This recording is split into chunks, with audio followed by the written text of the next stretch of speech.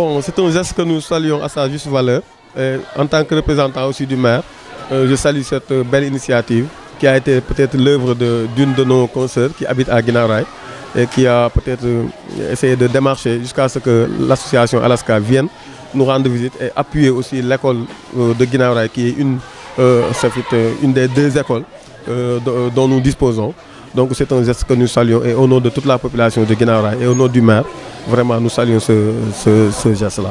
Effectivement, dans la commune, nous avons des activités que nous menons pendant les vacances. Il y a une structure de jeunes qui chaque année s'occupe de la récupération des enfants, surtout des élèves, au lieu de les laisser aller, par exemple, dans les plages ou de faire des activités qui ne sont pas bonnes pour les élèves en période de vacances. Nous souhaitons les accompagner et eux, dans les écoles même, ils accompagnent les enfants en leur donnant des cours de vacances pour essayer de préparer l'année prochaine. Et ce sont des activités que nous menons chaque année. Nous en sommes à notre 4e ou 5e année, Inch'Allah. C'est un sentiment de satisfaction parce que c'est un don qui vient à son heure. Comme vous le savez, cette école, elle accueille des élèves qu'on appelle communément les élèves déficients auditifs, c'est-à-dire les élèves sourds. Maintenant, ces élèves-là, ils viennent de la lointaine banlieue, certains de Malika, de Keur Massar, et ils passent la journée à l'école. Comme c'est l'une des rares écoles qui accueille ce type d'enfants. Maintenant, comme ils passent la journée à l'école, nous, on est pas en charge. C'est pourquoi ce don en denrées alimentaires vraiment vient à son heure. Ensuite aussi, dans les écoles, aujourd'hui, on a besoin de matériel, de reprographie et de RAM. Parce qu'on travaille surtout avec ces matériels-là.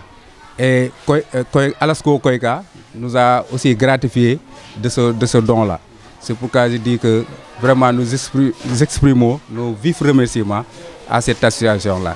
Nous avons 22 élèves qui sont ici, qui sont des déficients auditifs. Depuis le CI, il y en a du CI au CM2. D'ailleurs, cette année, on doit présenter des candidats au CFE. Donc c'est la première fois.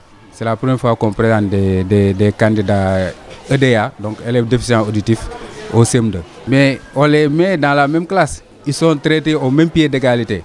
La petite différence, c'est que ces élèves-là, on leur adjoint ce qu'on appelle un auxiliaire de vie scolaire, et qui est formé en langue des signes. Même le maître aussi titulaire de la classe est formé en langue des signes. Maintenant, leur duo nous permet à ces élèves-là vraiment de comprendre les enseignements-apprentissages. En dehors des heures normales de cours aussi, il y a des heures de renforcement qui sont consacrées à ces élèves-là que l'AVS est tenu de faire. Ils font d'excellentes performances. D'ailleurs, lors du dernier essai blanc qu'on a eu à faire ici, sur les 5 qu'on a présentés, les 4 ont réussi. Les 4 ont réussi. L'essai départemental qu'on a fait, qui concernait tout le département de Pikine. Ces élèves-là, il y en a 4 qui ont réussi sur les 5 qu'on a présentés. Bon, c'est toujours le message de solidarité. Parce que, comme je l'ai dit souvent, l'ALASCO, l'alumni des anciens stagiaires sénégalais en Corée du Sud, donc, est une association qui regroupe d'anciens stagiaires donc, sénégalais de longue durée ou de durée courte qui ont eu à séjourner en Corée du Sud dans le cadre de leur travail ou de leurs études. Voilà, donc dans le programme annuel, nous inscrivons en pole position donc, les donations. Donations dans des structures telles que les orphelinats ou bien les écoles. Aujourd'hui, on est dans une école un peu particulière, donc l'école APIX de Guinaw Rail, une école inclusive. Inclusive en ce sens qu'il regroupe des élèves dits normaux, entre guillemets, et d'autres élèves donc, qui sont frappés par un handicap, notamment un handicap auditif.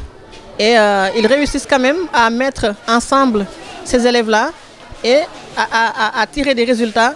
Je dis donc bravo à la direction, donc M. Dia, le directeur, également au corps enseignant et aux parents d'élèves donc, qui aussi veillent au grain donc, quant à la bonne marche de cette école.